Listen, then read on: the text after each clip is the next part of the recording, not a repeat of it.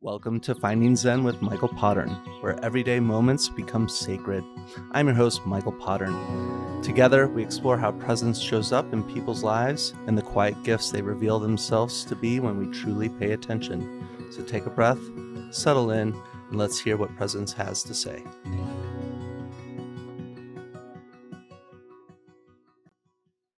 Hi, everyone. I'm Robert McNaughton. And so, part of the work that we're doing here of like taking action in the alignment with your flourishing, I want you to consider anywhere in your life where maybe you've already made up your mind about something or made a decision, but you haven't taken action on it, whether it's a conversation or a creative project or something. But even if you could just make a list of those things and feel what comes up around it, we'll get you moving in that direction.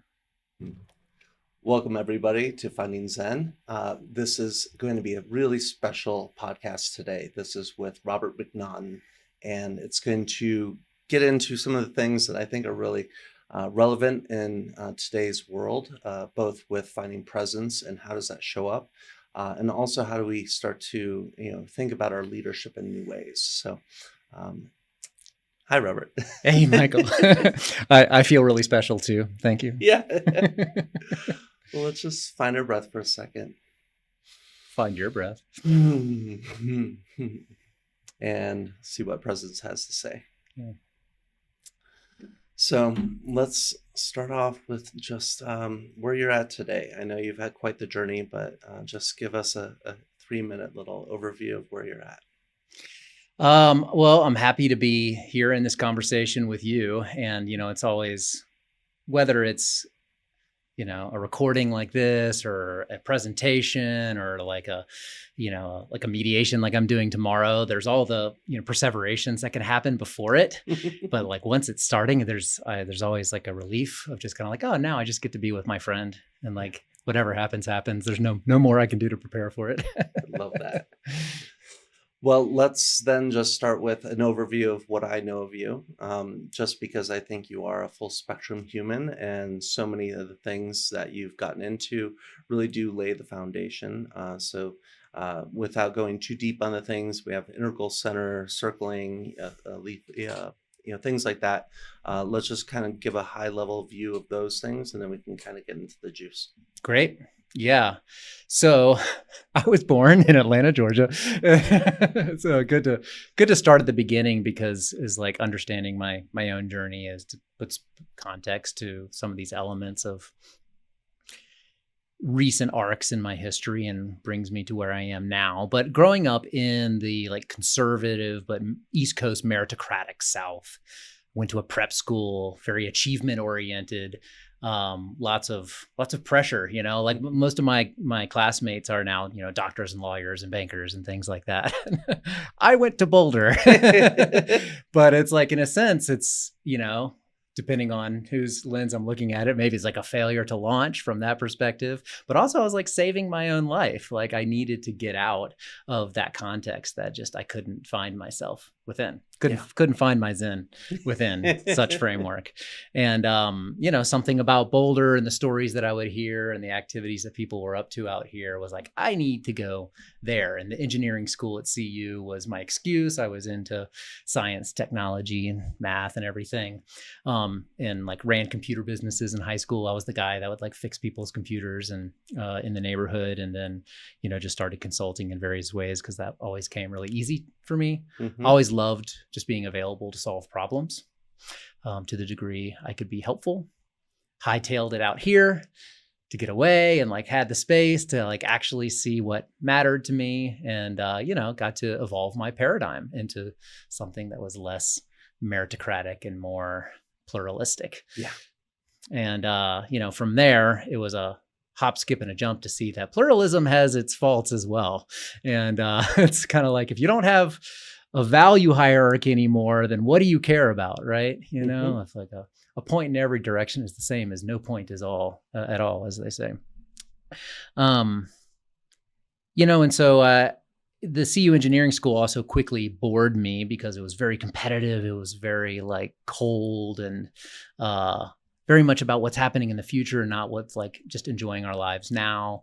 So I didn't have a whole lot of engagement there. And eventually I transferred to Naropa University, studied music and yoga, got my bachelor degrees there, and was still programming computers, but as a performance, using new technologies and just kind of going crazy on stage, and just, the boundaries completely taken off of what was right. I was an artist. I could do whatever I thought was right and see what happened. It was the most creative time of my life. But I'll pause there, and then I can. Yeah, no, go I forward. appreciate that, because I think that's a really interesting jump off, just because obviously the synergies of, the 10-year-old Michael getting excited about what you're sharing are like, oh yeah, this is juicy, because I ran a BBS at the age of 10, had 12 phone lines coming into my parents' house. Heck This is yeah. before the internet, or at least around the time of AOL Dial up. and dial up. And, that was a real thing. And I think that if you look at the Outliers book, and really those people that put in the 10,000 hours, that's why I think I love you so much, is that you have that je ne sais quoi of bridging the worlds. So let's kind of go into the Naropa side, just because that is very unique. And for those who don't know, Naropa is a Buddhist fundamentally based university that really does alternative education, but is very highly regarded. And so talked about your time there. Yeah, highly regarded and many different perspectives, and it's like, I appreciate your appreciation of me, right? Your reflection. And I'm always, it's like, part of me is like, can you tell my parents? Because they're just, at least my projection on them is that they're still wondering, where did Robert go? But it's helpful, when I encounter like brothers on the path, and the reflection helps me kind of appreciate my own journey. So so Naropa, being a contemplative university, and probably one of the only of its kind as we know of, and it's very well known for its psychotherapy program, specifically the transpersonal counseling psychology program. It's the most competitive of that kind that exists. But for me, it was about being a place that was about presence, that it was less about, in a sense, the marks you get, and more about the engagement of what was happening. The students wanted to be there. They were stoked to be there. The teachers wanted to be there. Compensation, being what it was. And so I really thrived there, just being able to focus on, contemplating presence. And it's interesting now, because like in retrospect, Naropa has its varied reputation, and in some ways can even be like a punchline in my history, or a thing I wish I had left off my resume when I was applying to certain businesses to get a job. But now as an executive coach, it's like I have some of the highest pedigree type people that I'm working with, looking at my resume and being awed by that distinction and that differentiation from how much I'm awed by their, what achievements. Shift, right? And so it was a beautiful time. And like I was saying, the most creative time of my life, I think. And in some ways I'm like still trying to recover that creativity that I was able to foster there.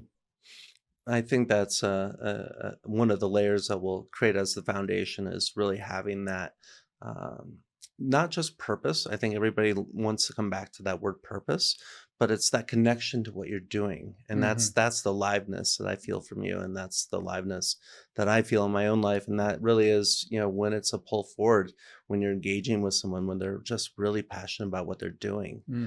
So I love that, you allowed for that to be there, because otherwise you can just get lost in the coaching world or wherever, that was kind of taking you. Yeah.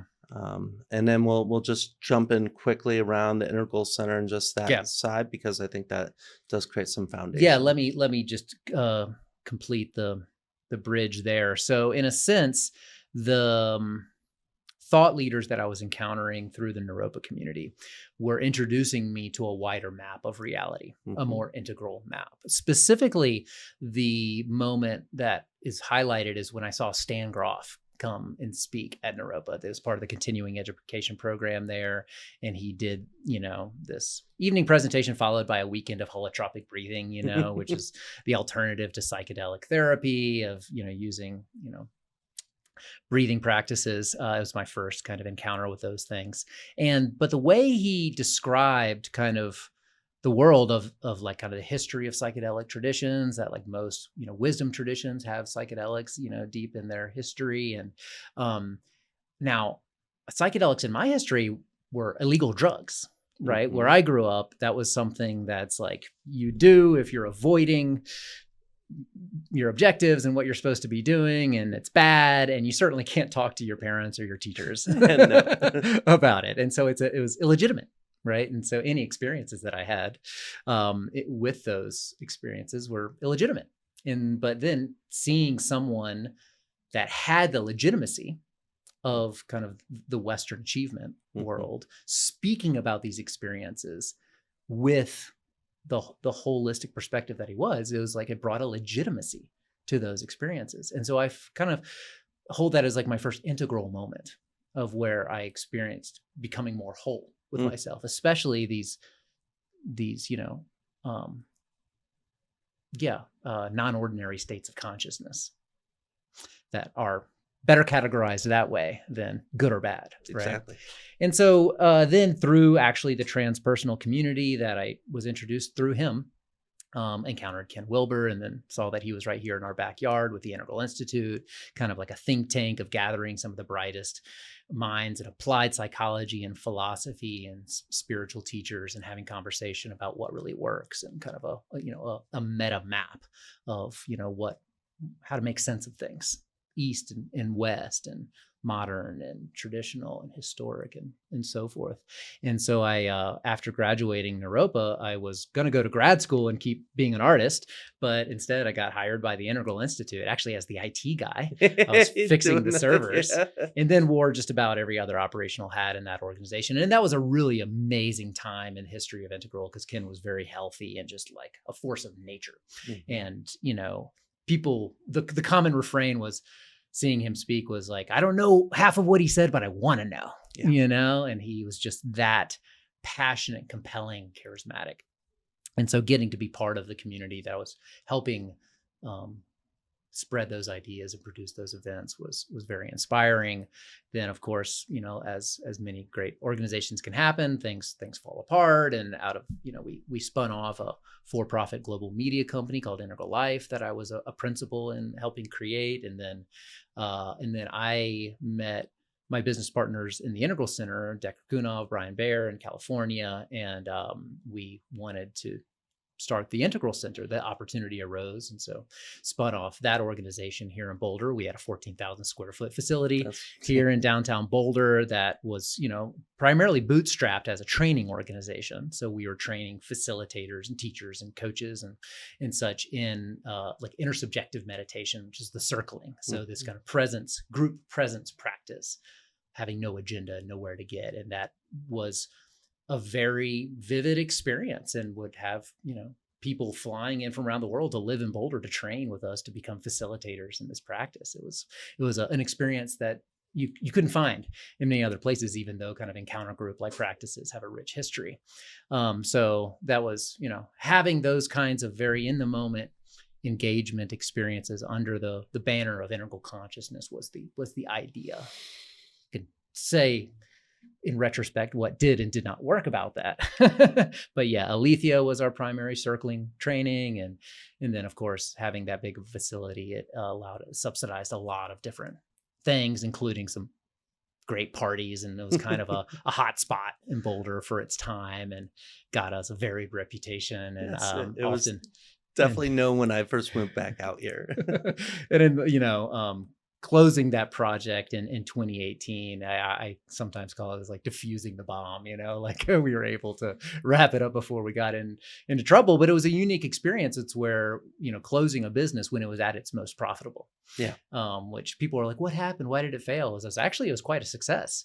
But we were going to lose the lease on the building. And I looked around to find a new facility and put some LOIs in and various things, but just kind of got the message that like letting the fields go fallow was was the way to go, Yeah. and sat on that for a year or so. And then that turned out to be what we chose to do. And I'm really happy that made that decision. Well, I'm very happy that you've just kind of stuck with the work because you still emanate, I think, those core philosophies in so many of the ways and endeavors that you're currently involved in. And we'll drop into that, but I just also want to appreciate the texture and the vividry that you speak with the language. It just feels like I can almost taste what that Renaissance period was. It's worth tasting. It was something that I got to participate in at the tail end. Yeah. But luckily, I got to meet some of the core people that really have become some of my best mentors and allies. Yeah. Good. I'm happy to hear that.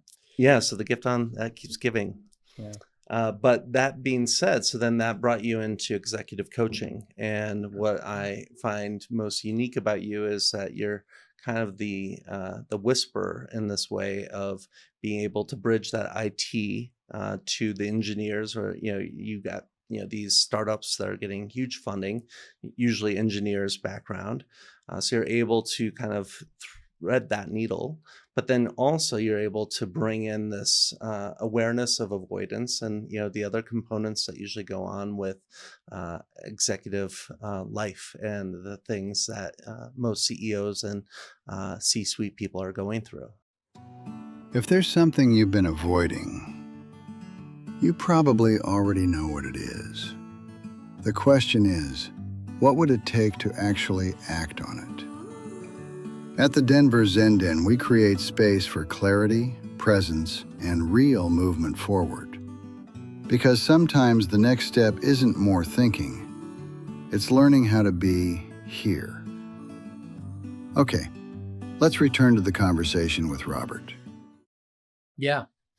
Great. Well, there's a few areas there that we can lay out and double click as you're most interested. But yeah, so a number of my faculty members of the Integral Center, Jason Gore included, had started their executive coaching firm, Newberg Gore, and invited me to come on doing business development coaching after closing the Integral Center, and it was a real great opportunity to apply all the principles that we had been teaching to a kind of a leadership development oriented community, but more focused on helping leaders in highly acute, challenging situations. So it's worth acknowledging that like the principle of circling was like there's nowhere to get, right? And like what's most interesting is just being here in the present moment and letting go of our agenda, because that's like where the ego wants to contract. Is like, how do we solve this situation, versus just how do we appreciate it more? How do we find more beauty in it? And like all sorts of flourishing happens there. So, I'd been marinating and teaching and cultivating that for a better part of a decade. And then going into an environment where leaders are like, no, I need to change. Or at least like, there's the gun to my head of 6 months of runway and like a board of directors that just gave me millions of dollars breathing down my neck. And like, I need to make sure I'm growing at least as fast as this business. Yeah. So, in the traditional dichotomy between being and becoming, how do we hold that skillfully? And so it's a great challenge then to recognize that actually one of the best paths towards becoming is more being, that the principles still hold, but the pressure to become, to change, to fix it is even higher. Mm-hmm. So, there's more I can say about that and the various kinds of things that I've found helpful. But like you said, it's like with my engineering background, it allowed me to kind of build rapport with, specifically with tech founders pretty fast, folks coming in, not wanting to talk to a spiritual, person. From Naropa. Yeah, exactly. not wanting to meditate. I've heard stories of like, whether it's just like, oh, I had a coach that was like a therapist, wanted to ask me about my feelings all the time, or, you get me to meditate and be more mindful. No, I actually need to know how to grow as a leader. Yeah. And I'd be like, yeah, of course. Here's all the ways that you need to grow as a leader. While in the back of my mind is like, as soon as we cover those things, I'm going to get you to meditate and feel your feelings more. But I have to build a rapport to be able to actually allow them to do that. Well, let's start with that. I mean, so, I love this, the most expensive thing for an entrepreneur is the conversation that they're not having, Yeah. and that type of avoidance. And just knowing that that little pebble of a 5 or 10 minute conversation can actually grow and systemically then infuse the organization in ways, because that just did get handled in a clear and a present way. But I think that there's a biological thing that goes on. The flight, fight, or freeze, kicks in. Let's delve into what happens for a CEO when they're kind of forced into a uncomfortable conversation. Yeah. Great. Yeah. So, I'm going to speak to a lot of my teachers here, but like one of my coaching teachers, Brian Franklin, says it's like the number one thing that hits that impacts the bottom line is the time between you've made a decision and you act on it. That a lot of leaders know something needs to change, but they twiddle their thumbs for a long time before taking action. And that is the most impactful thing when you're trying to, make an impact and get an innovation to market, right? Or another way to say that is, it's like the second biggest impact of the bottom line is the time between when you make a mistake and you clean it up. So similarly in the terms here, around the conversation that you're not having, it's a large percentage of our work. And, you had Jason Gore on the podcast, and that's, getting to work very closely with Jason is a gift because he's, put together some amazing technologies on how to have difficult conversations, which, and in some ways the art and science of that has been cracked, but actually doing it is still really hard. And so it is in some ways a majority of the conversations, the coaching that we're doing with founders is helping them just confront things that they can't confront on their own. And it's a multidimensional strategic effort, because there's one thing, the mechanics of how to set it up for success. Because what do most people do when they have a difficult conversation? It's like, oh no, I tried to confront them. Well, when did you do that? Well, we were having a meeting about this project. And then, I brought this up when I got angry, and it's just like, oh, okay. So it's almost like you designed it to go poorly. And now using that as an excuse to like never have the conversation, which when you actually like set it up for success and do it, 90% of the time it goes well. Yeah. Right. And it sets up a precedent and, allows you to build a flywheel of difficult conversations that are necessary for a constructive partnership and culture to go forward. Yeah, and that scaffolding, I think, is what you're pointing to. Is so often people are just kind of flying by the seat of their pants and go into these conversations just spouting out whatever it is that they think is alive, versus understanding the structure of how are they going to receive it, how can you actually engage so that they're hearing you, and that they're very responsive, not reactive. Yeah, exactly. And so there's a couple other very common things that I experience in this. And it's like, one is just like, okay, so I'm back in a conversation with you as a leader. It's like, so we did all this architecture on how to have this conversation with this person that's causing trouble. Did you have the conversation? Oh, you still haven't done it yet. Okay, well, I could help you have another strategy, or I can just say, it's like, we're going to do that now. Like, you're going to write the email now, share your screen, and it's like, I mean, I wish, people did this with me more. It's kind of like when you go to the gym and have a personal trainer, they're like, pick up the weight. Yeah. I wouldn't pick up that weight that many times left to my own devices. That's why I'm paying you money to make me do it. So it's like, in a sense, it's the same thing. It's like, all right, so write the email now, while we watch, and then they're typically very grateful when it's done. It's like, hey, can we do that again? Well, it's like, well, I mean, I'm a little too expensive just to do body doubling, productivity with you. But when there's that much emotional stuff going on, and that's like the deeper work, is when people are resistant to change. And you start to like track back the emotional inheritance of like, yeah, tell me how this happened in your last business, or tell me how it happened in college, and tell me how it happened in your family, and da-da-da. You start to see that there's an identity map of there isn't an experience of actually doing this in a way that goes well. No, it's a pattern. And in a sense, we kind of have to make sure that this identity gets to be validated regardless of if the outcome that we want happens. Right. And so that's where the circling practices of just appreciating the present state come back in, of just being like, okay, so you actually designed this to set yourself up for failure. Right. That's a really beautiful strategy to avoid doing these things, or like confronting this reality, or basically like feeling the feelings that are too challenging to feel on your own. Hmm.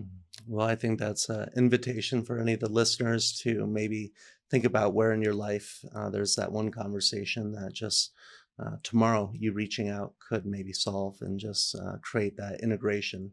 And I think that's what I love about your integrity. This kind of theme is that you are relentless integration, that you're also speaking to are people actually following through with their actions, not just the insights. I have so many friends that read all the books and they have all the insights, but where's that being deployed in the world? How's that being deployed with the people that you care about? That's the part where I'm curious. What is the biggest thing that most executives are avoiding right now? What is that? Yeah.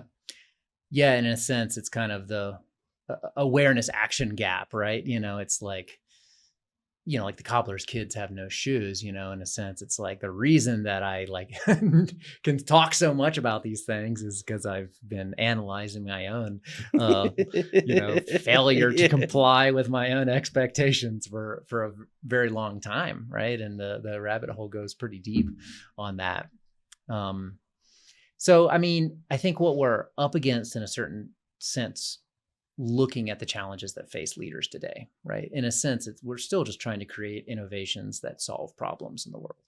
But the problems are, as always, they're gnarly, right? And it's not just about creating more profit for shareholders or creating more productivity and GDP for the country or like selling more products than the competitor. We're starting to integrate these postmodern values more that are about like creating more goodness, truth, and beauty for the world.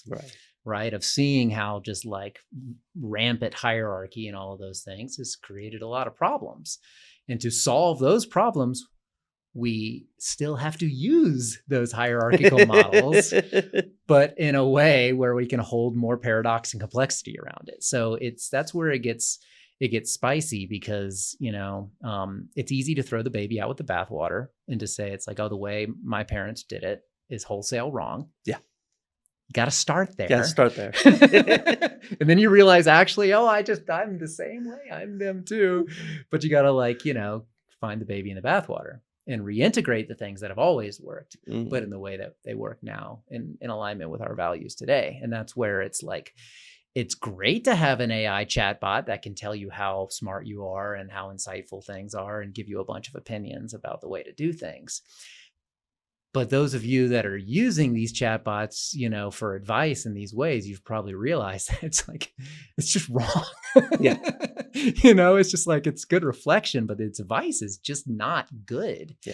That's why the human role in the intelligence age really comes down to our ability to listen and be present with what's happening while not letting go of these tools that help us do that even better.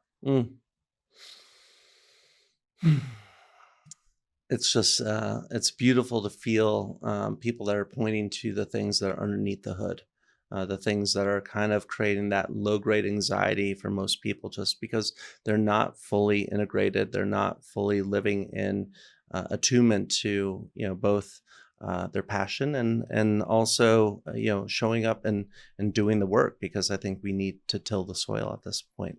Yeah. And that's all of us, right? It's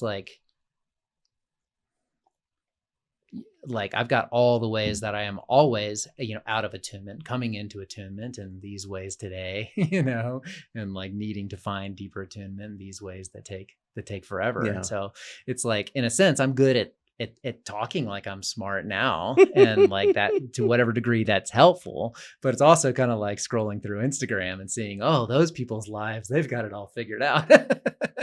Where I'm sitting here scrolling on my phone. No, it's just like, no, it's the human lived experience.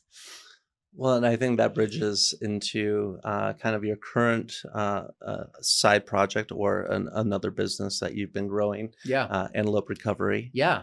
Serving teenagers. And I think that's such a meaningful thing to systemically get to the foundational part where if we can correct those, those streams, then we can really have impact. So I know it's starting to really create impact. Give us a little insight into what you're doing. yeah, it's kind of like looking further upstream of these challenges. And, so my partner, Shelby Robbins, is the CEO and founded Antelope Recovery. And basically in her experience of working in the high acuity adolescent behavioral healthcare space with, the kids that are having real challenges in the world, and there just aren't services for all those reasons that we know. And when we looked at the market to kind of see what services were out there and what kind of more, innovative, like telehealth services, they weren't that great. And those kind of the famous last words of, we could do this better. And so with my kind of experience in starting up companies and her experience with kind of clinical operations, 3 years ago, and with another, the rest of our core team started Antelope Recovery, that is a behavioral telehealth service. So it's all virtual therapy for high acuity adolescents. So we're talking about, suicidality and behavioral health challenges that are treatment resistant and require, more than a few hours a week of therapy. It's one step away from residential inpatient or jail. Jail is actually, an institution that's very helpful for this population because it keeps them alive and keeps them fed, and that shouldn't be unacknowledged. But as far as an intermediary gap there, we work with the social sector population of people that are trying to keep these kids out of jail. And because we know that, when it's just left like that, their longevity is markedly decreased, and obviously their ability to participate in the world and help bring value to the world, like is all that data is very clear. So being able to have an intervention, which teletherapy works really well, because really we're just talking about attachment challenges here. So kids that don't have a healthy relationship with an adult.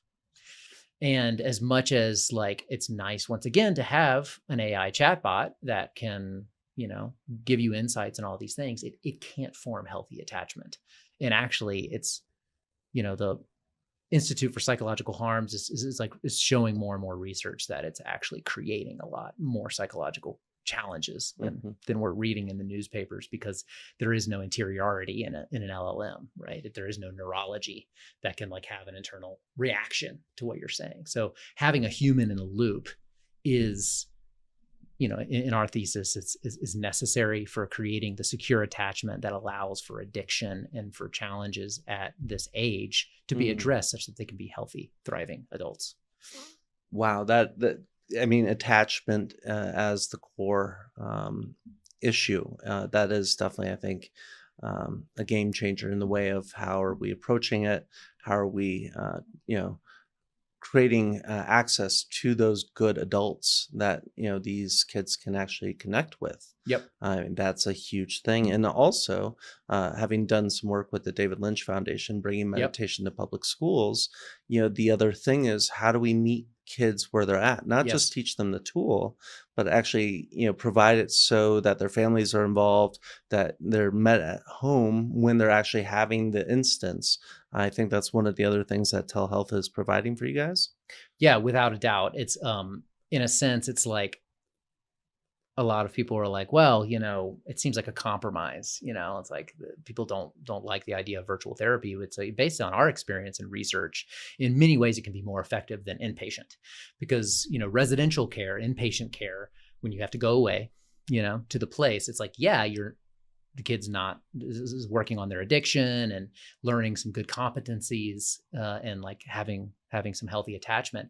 But as soon as they leave that place, they're right back into the ecology that cultivated that experience for them in the first place. So our intervention is in their home, right? And if they don't have a computer, we work with a nonprofit that donates computers, right? So we're in their bedroom. That's one of the first few rapport building sessions is tell me about your room. We're at the dinner table, we're meeting with their family or what kind of caregivers they have, right? We're, trying to hit all the different touch points to actually get a sense of their real ecology and allow the healing to happen there, because that is the only way for it to sustain and create those competencies and relationship that matter. So yeah, so we're 3 years in, and on average 100 families in census, in our care at any given time.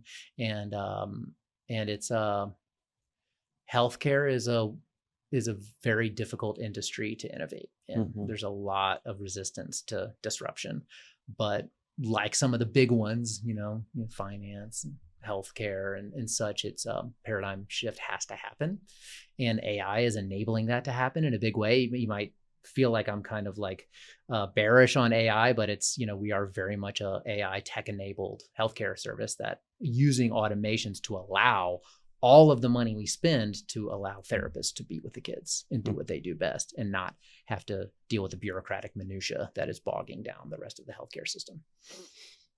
And I think it's important to also connect the dots between that, your executives, your CEOs, they're also just very resistant to change. They're very stuck in their ways of avoidance and also, defensive mode. And that's also teenagers.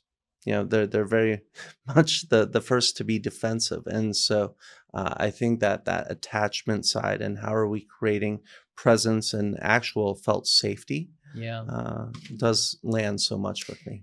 Yeah, that's a really good distinction. I mean, it's like in many ways, I'm glad that I don't have to work with the teenagers directly, that I work with these adults. But in a way, I'm jealous because it's like it's so much more real with the teenagers. Like they openly hate you and don't trust you, on first call, and they'll challenge you and test you and push you.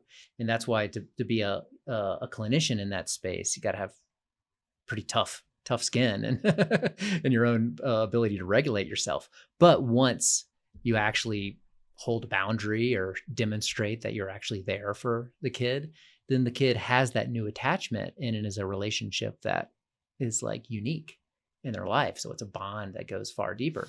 In a way, working with my executive leaders, it's like, it's much easier to want to just like maintain rapport with them, but in a sense, it's my job to break rapport in service of their growth and development.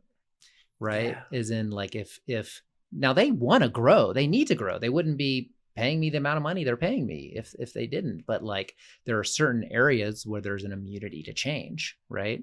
And to confront that, it sometimes is uncomfortable. And it's my job to be the bad guy and hold that discomfort more than they're able to hold it, and point to the cost that it's creating and the liability and risk that it's creating in their vision, and then show that there's other options that they can get through that. It's beautiful work, and I'm excited to have you guys into the Zen Den to see if there's ways totally. that we can We're excited for start that. to weave some of these things in. Just because to have regulated nervous system creates the foundation that then we can start to untangle the web of whatever stories are embedded into the fascia. Yeah. And I'll get into one final question for you, just because I know you've had these arcs of the integral center being more public facing and being more on that side of things, and then kind of going more into a little bit more of the hermit mode of I'm just focusing on the things that are in front of me, both work and relationship, which I'm very proud of you for.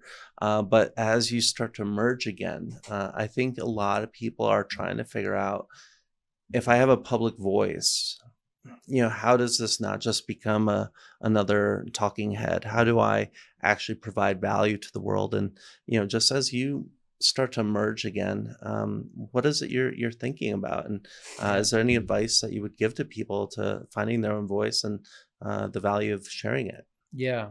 Thanks, Michael. It's a really important inquiry because in a sense, it's like, you might notice a pattern in my talk here that I can be a little bit hard on myself, or it's more like I'm always in the reconciliation of kind of like what I came in with and, what I encounter and who I perceive myself to be. And I'm kind of always vacillating back and forth. But as you described as my hermit stage of kind of like, people in Boulder don't know I'm still here. And I kind of like it that way because being a community leader, it's like, could be a death of 1,000 cuts. And I learned a lot through that process. And, but in a way, there's like a way I can be like, I was also kind of chicken, of like seeing these these challenges happening on a global stage or at a cultural stage that like I have opinions about. But the last thing I was going to do in the pandemic was like post on Facebook. It's just like eating popcorn, watching people I know go down in flames hard, trying to like engage in sophisticated discourse. And it was just like, wow, sure am glad I'm just like trying to just make my own bed and like work with the people in a high touch environment. And I still think in a way that's like the best I can do is like, take care of myself, take care of my own challenges, which, are never ending. Right. And then like be useful for the closest people in my life. Now, that being said, what I am inspired by based on kind of the practices and work that I've encountered is helping people to have more sophisticated disagreement, right? And like having better rhetoric. And if we look at an increasingly polarizing world, that it's in the interest of powers to have people disagree with each other because that allows for one side or the other to have more power. Right. It's an old playbook. It's in a sense, it's the mandate is now on us to like not fall for that trap. Right. We got to study the defense against the dark arts and watch where, the propaganda is trying to suck us in to one side or the other. Because it's easier on the brain. It takes less calories to have things figured out, to be settled. Right. To hold complexity and paradox and like to have another perspective with someone that like confronts what we think is right takes a lot of mental calories to hold that. But that's our job, especially of those of us that actually have the resource to do that, is starts with ourselves to recognize our own addictions and allergies to our historical arc, right? To look back home. I was at a pickleball tournament a couple weeks ago and they played the Pledge of Allegiance before the tournament. And my partner was like, yeah, we're in Fort Collins, But I was like, I used to have that as a homework assignment in one of my like relational intelligence courses was to like, find your culture of origin, like a cultural ritual that you had to go through when you were in school and like do that again and see what comes up for you. That would be your traditional shadow to the degree you're addicted or allergic to that, right? Or your modern shadow, like to what degree the meritocratic hierarchies or competition, any of that. Like that's why I play pickleball now, because the ball's either in or out. There's a score. One team wins, the other loses. Man, that brought up emotions for me that I've been avoiding for decades. Right.